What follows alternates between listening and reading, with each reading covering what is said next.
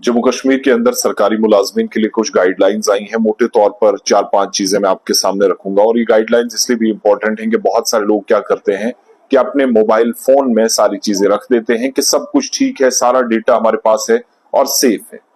Hackers से, बदमाशों से, उन तमाम लोगों से जो आपके पूरे सिस्टम को नुकसान पहुंचा सकते हैं, उनसे कैसे बचा जाए। डूज और डोंट्स गवर्नमेंट एम्प्लॉयज के लिए आए हैं। आईटी रिसोर्सेज ने बाकायदा तौर पर इस चीज को माना है कि किसी भी इदारे के अंदर हैकर्स अपना असर दिखा सकते हैं, कहीं पर भी परेशान आपको कर सकते हैं। तो साइबर सिक्योरिटी के डूज क्या है? नॉन सेंसेशनल, अनयूजुअल वर्ड्स जो हैं तो वो आप सब जानते हैं। कुछ ऐसे आपके पास कुछ नंबर्स आएंगे जिनसे कहा जाएगा आपको इस पे 8-9 कैरेक्टर्स का एक कोड आएगा, इस पे आपको क्लिक करना है, चीजें ठीक करनी है। कहा गया कि कॉमन पैटर्न या एबीसी 1 2 3 1 2 3 4 5 6 7 8 777 इस तरह के जो पासवर्ड्स लगाते हैं अपने सिस्टम पे, अपने लैपटॉप, मोबाइल फोन्स पे या अपने कंप्यूटर वगैरह पे, उससे बचे। इजी से इजी पासवर्ड जो गेस हो जाए उससे बचे। किसी का नाम ना रखें, अपना ना रखें, फ्रेंड्स का ना रखें, फैमिली मेंबर्स का ना रखें, पेट्स का ना रखें, फेवरेट प्लेयर्स का ना रखें, किसी का बर्थडे ना रखें, बर्थ ईयर किसी का ना रखें, एटीएम कार्ड्स वगैरह, आपके बैंक के कार्ड्स, ये सारी चीजें ना रखें। जो कोई चोर, जो कोई हैकर आपके पूरे सिस्टम को हैक करना चाह रहा है, कहीं ऐसा ना हो, बड़ी आसानी के साथ ये सारी चीजें कर ले। पासवर्ड हर 45 दिनों में एक बार कम से कम बदलने की कोशिश करें, और पासवर्ड जो पुराना पासवर्ड है वो बार बार ना लगाएं। रीयूज पासवर्ड को ना करें जो बड़ी आसानी से क्रैक किया जा सके। पासवर्ड किसी के साथ शेयर ना करें। स्टाइल ऑफ पासवर्ड, जिस तरीके से नाम, locality, special character, alpha numeric, इसमें होना चाहिए, इसमें रखने की कोशिश करें। लेकिन पासवर्ड की जो प्रिडिक्टिंग एप्लीकेशंस है जो बताती हैं कि ये चीजें हो सकती हैं, इस तरह का पासवर्ड हो सकता है, उससे बचने की कोशिश करें। अपना पासवर्ड फौरी तौर पर, अगर आपको लगे कि कोई सस्पेक्ट कॉम्प्रोमाइज कर रहा है, आपके अकाउंट के साथ छेड़खानी हो रही है, तो फौरी से उसको तब्दील कर दें।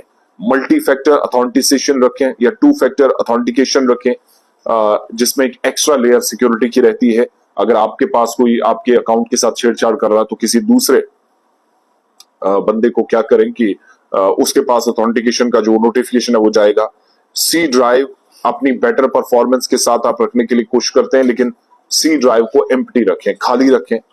सी ड्राइव जिसमें ऑपरेटिंग सिस्टम ओएस है, ये कई बार करप्ट हो जाता है और बहुत मुश्किल हो जाता है कि आप अपनी विंडोज इंस्टॉल कर पाए, तो आपका डेटा कई बार नुकसान हो जाता है। उस चीज से बचने के लिए इकदाम करें।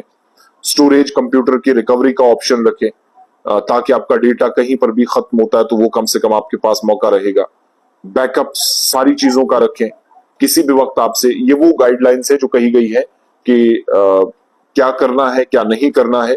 और स्पेयर कॉपी या डेटा या डिस्क एक्सटर्नल स्टोरेज की रखें, ताकि कल ऐसा ना हो आपका सिस्टम एकदम से उड़ जाए, हैक को कोई परेशानी हो तो एक ऑप्शन आपके पास बिल्कुल ना बचे, ऐसा बाद में जाकर परेशानियां होती हैं। हमेशा से एंटीवायरस लाइसेंस स्पेसिफिक एप्लीकेशंस या स्कैन रेगुलर बेसिस पे यूज करते रहें। फ्री एंटीवायरस को कभी भी सॉफ्टवेयर जो आपको मिलते हैं उनको इंस्टॉल ना करें, इंटरनेट के साथ ना कनेक्ट करें। स्कैन सारे रिमूवेबल मीडिया और एंटीवायरस को करते रहें, और एंटीवायरस सॉफ्टवेयर को अपडेट करते रहें। जेन्युइन सॉफ्टवेयर होना चाहिए, ऑथराइज्ड और लाइसेंस्ड सॉफ्टवेयर होना चाहिए। वेरिफिकेशन बार बार एनआईसीज की, डीएनएस सर्वर की करते रहें, डीएनएस सेटिंग तब्दील करते रहें। इसके अलावा यूनिक पास कोड्स रखें शेयर्ड प्रिंटर के लिए, और कंप्यूटर को प्रॉपर तरीके से शट डाउन करें सारी एप्लीकेशंस को बंद करने के बाद। ब्लूटूथ कनेक्शन वगैरह, हिडन ये जो डिस्कवरेबल मोड रखा हुआ है, ये सारी चीजें अगर करते हैं, इन चीजों से थोड़ा बचना भी है, बड़ी एहतियात करनी है। डिवाइसेस जितना इस्तेमाल करेंगे खतरे उतने ज्यादा होंगे। इसके अलावा स्क्रीन को विंडो प्लस एल, जो मैक्सिमम लोग जानते हैं, लॉक करें। Control plus alt plus delete, इसका भी आप इस्तेमाल कर सकते हैं।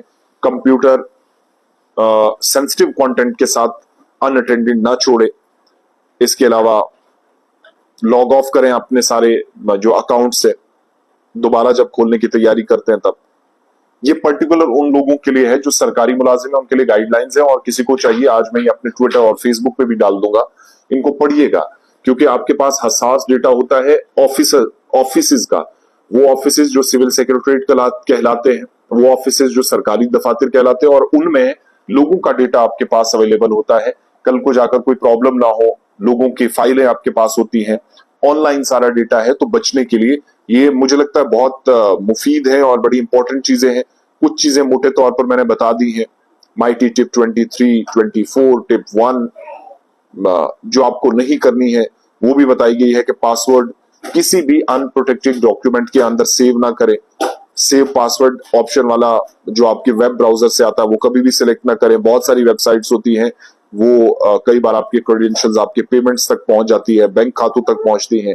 पासवर्ड जो है वो कंप्यूटर में, नोटबुक में, नोटिस बोर्ड में ना रखें।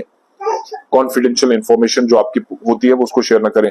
तो ये cyber crime investigation centre for excellence, crime branch Jammu और सिविल एडमिनिस्ट्रेशन की बाज़ाब्ता तौर पर मीटिंग्स के बाद इस तरह की डिटेल सामने आई है। गाइडलाइंस है सरकारी मुलाजमीन के लिए कि आपको क्या करना क्या नहीं। और भी बहुत सारे पॉइंट्स है, लंबा चौड़ा काफी वक्त लग जाएगा, लेकिन मोटे तौर पर मैंने बता दिया है कि अपने कंप्यूटर को, अपने सिस्टम को, अपने लैपटॉप को, अपने डिवाइसेस को कैसे सेफ रखना है। बहुत सारे लोग जानते हैं, ज्यादा बताने की जरूरत नहीं है, लेकिन फिर भी हसास डेटा, कॉन्फिडेंशियल डेटा या फिर सेंसिटिव डेटा जिसको प्रोटेक्ट करने के लिए अभी भी बहुत ज्यादा जरूरत है।